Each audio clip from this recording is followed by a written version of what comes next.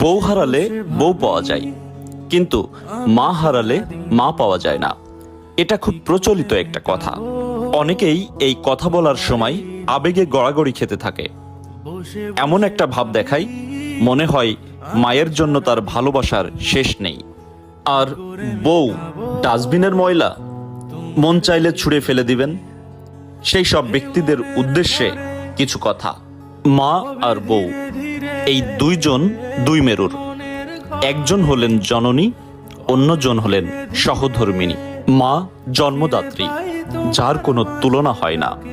আর স্ত্রী পরিপূর্ণতা দানকারী, যাকে ছাড়া আপনি অপরিপূর্ণ। একজনের সাথে অন্যজনের তুলনা করা মূর্খতা ছাড়া আর কিছুই না।